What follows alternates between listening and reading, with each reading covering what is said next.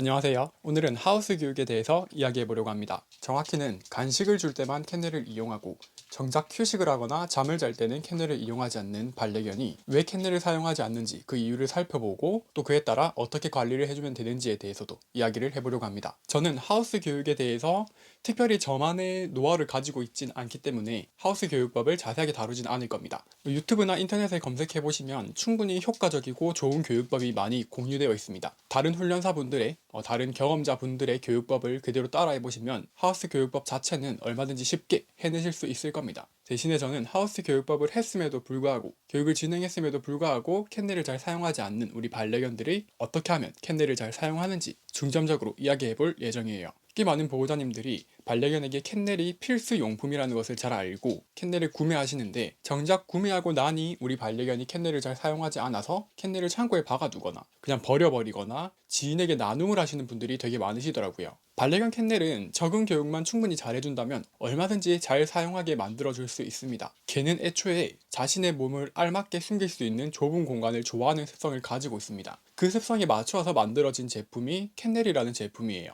우리 반려견은 좁은 곳을 싫어하는지 캔넬을 잘 사용하지 않더라고요 라고 이야기하시는 보호자분들이 많으신데 이런 경우는 대개 캔넬 적응 교육을 제대로 진행해주지 않아서 나타나는 현상입니다. 그러니 캔넬 절대 버리지 마시고 제가 알려드리는 이 관리법을 통해서 반려견이 캔넬을 아주 제 집 마냥 잘 사용하게 만들어 보시기를 바랍니다. 그럼 본격적으로 이야기를 해보도록 할게요. 첫 번째부터 순서대로 6번째까지 이야기를 해드릴 텐데 6가지를 꼭 지켜보시기를 바랍니다. 먼저 첫 번째, 집안에 캔넬보다 더 좋은 휴식 공간이나 잠자리가 있어서는 안 됩니다. 캔넬을 사용하지 않는 우리 반려견들의 생활 패턴을 살펴보면 보호자 옆자리에서 휴식하거나 침대나 소파를 이용하는 경우가 되게 많아요. 반려견에게 보호자와 함께 휴식하는 침대나 소파 같은 공간은 당연히 캔넬보다 훨씬 더 좋은 휴식 공간이 되어버립니다. 그래서 우리는 반려견에게 캔넬은 너만의 공간이야 라는 걸 알려줌과 동시에 침대와 소파는 나만의 공간이야 라는 걸 알려줄 필요가 있어요. 그렇다고 해서 침대와 소파를 아예 올라오지 못하게 만드는 건 아니지만 적어도 반려견이 스스로 캔넬에 들어가 휴식을 취하는 모습을 보일 때까지만이라도 침대나 소파에 올라오지 못하도록 막거나 밀어주시거나 내려주시는 조치를 해주셔야만 합니다. 두 번째, 캔넬 사이즈가 알맞지 않으면 반려견이 캔넬이라는 공간에 적응하는데 큰 어려움을 느낄 수도 있어요. 보통 보호자님들이 작은 사이즈의 캔넬을 구매하시진 않지만 반려견이 좀 더 안락하게, 좀 더 쾌적하게 캔넬 안에서 휴식하길 바라는 마음으로 필요 이상으로 큰 사이즈의 캔넬을 구비하시는 경우가 많이 있어요.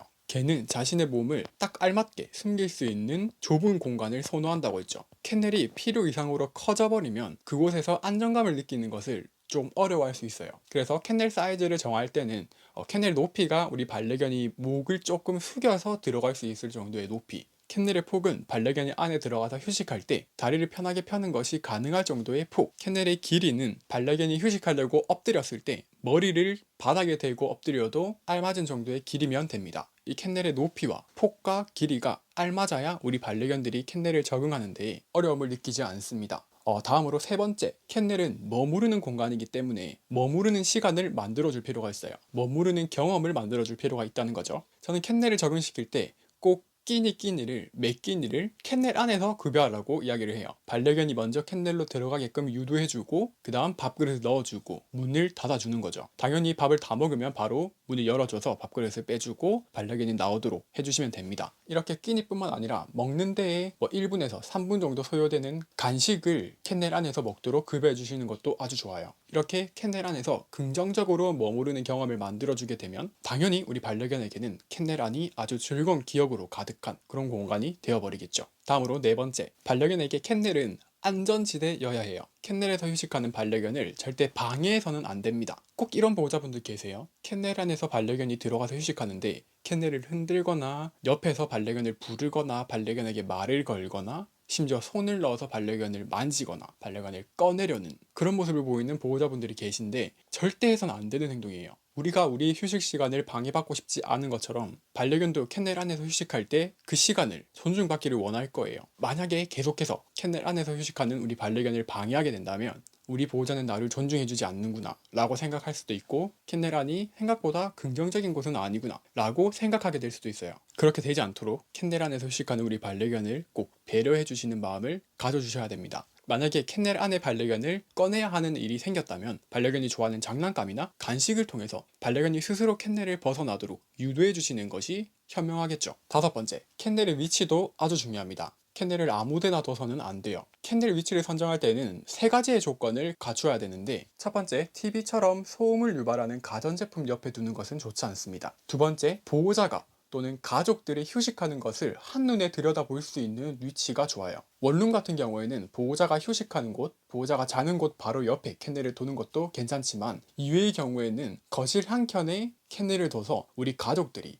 또는 보호자가 휴식하는 것을 편안하게 누워서 지켜볼 수 있는 그런 공간에 캔넬을 두는 것이 좋아요. 그리고 세 번째, 캔넬의 두 개의 면은 벽이나 가구에 붙여서 안정감을 만들어주는 것이 좋습니다. 캔넬의 두 개의 면이 벽에 붙어 있게 되면 캔넬의 미세한 흔들림을 잡아줄 수도 있고, 심리적으로 벽에 붙어 있는 구조물이 훨씬 더 안정감을 주기 때문에 우리 반려견의 적응에도 큰 도움이 됩니다. 너무 가족들과 동떨어지지도 않으면서 주변이 시끄럽지도 않고 벽에 붙은 위치를 선정해서 캔넬을 배치해 주시면 아주 좋겠죠. 그리고 가족들이 자주 다니는 길목에는 캔넬을 두지 않는 것이 좋아요.